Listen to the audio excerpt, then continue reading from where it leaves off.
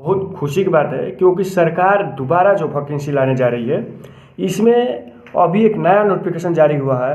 तो उसमें ये बताया गया है कि जो शुरू में सरकार ने पूरा क्लियर कट बता दिया था कि 70,000 सीट खाली है, जिसमें लगभग 32,000 6 to 8 का भर्ती आएगी। और जो भर्ती है 19 या जो है कि 10 to 12 तक ये भर्ती 70,000 थी, उसमें नया नोटिफिकेशन के माध्यम से ये बताया जा रहा है कि जो अभी तत्काल में भर्ती चल रही है, जो आपको पता है कि अभी रिजल्ट घोषित हुआ, अभी जो भर्ती चल रही है तत्काल में, आपको खुद पता है कि 1 to 5 का भी रिजल्ट घोषित कर दिया गया है। उसके बाद 9-10 का रिजल्ट घोषित किया गया है, डीवी चल रहा है, 10-12 का भी रिजल्ट डीवी चल रहा है। तो इसमें बहुत सारे जो बिहार के अभ्यर्थी हैं वो नाखुश हैं, उनके अंदर क्रोध है।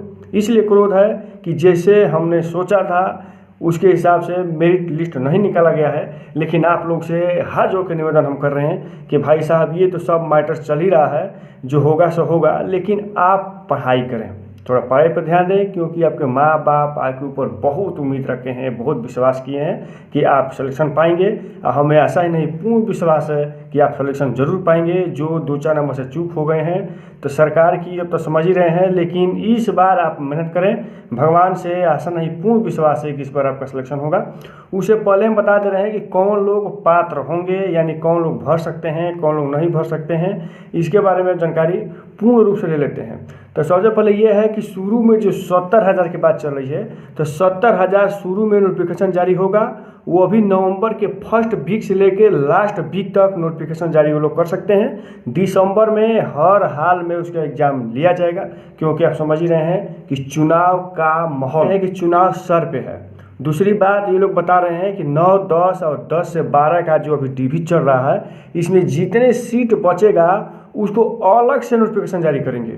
यह भी बहुत गुड न्यूज़ है। तो आप सबसे यही निवेदन है कि भाई आप थोड़ा पढ़ाई करें। इसमें बात चल रही है कि 6 to 8 में कौन कौन से पात्र होंगे, यानी कौन भर सकते हैं। तो ये तो क्लियर है कि सरकार ने अगले बैच में डोमिसाइल नीति को हटा दिया था, तो ऑल इंडिया के लड़के फार्म अप्लाई किए थे। वही नियम इस बार भी रहेगा कि ऑल इंडिया के लड़के अप्लाई 6 to 8 में करेंगे। और रही बात, क्या डीएलएड इसमें फॉर्म अप्लाई कर सकता है? तो जी कर सकता है। डीएलएड जो अगर कोई बीए के बाद डीएलएड किया है और सीटेट पेपर 2 पास किया है, वो फार्म भर सकता है। उसी प्रकार अगर कोई बीएड धारी है, अगर सीटेट पेपर 2 पास किया है, वो भर सकता है।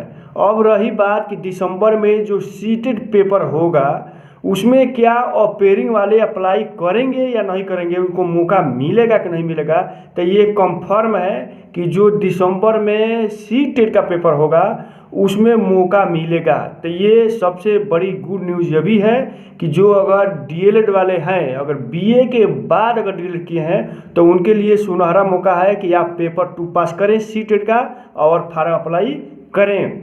और कोई बीएड वाला है, अगर उनको भी अगर सीटेट पेपर 2 पास नहीं किए हैं, तो बहुत बड़ा सुनहरा मौका है भाई साहब, आप पेपर पास करिए और अपेयरिंग में आपको मौका मिलेगा, भर सकते हैं। रही बात कि 9 से 10 और 10 से 12 में कौन कौन भर सकते हैं, तो ये आपको क्लियर है कि अभी तत्काल में बिहार में स्टेट का परीक्षा हुआ, तो इसमें जो लोग सम्मिलित हुए हैं, जो लोग पास हैं, वो लोग कंफर्म भर सकते हैं, इसमें कोई शक नहीं है। तो भाई आप सबसे यही निवेदन है कि आप पढ़ाई करें, क्योंकि आपके माँ बाप आपके ऊपर बहुत विश्वास किए हैं। सरकार भी अलग अलग वैकेंसी सब ला रही हैं। क्यों ला रही हैं? क्योंकि चुनाव का माहौल है। आप समझ रहे हैं, खूब समझदार हैं कि चुनाव होने के बाद 5 साल तक कोई आपको नहीं पूछेगा।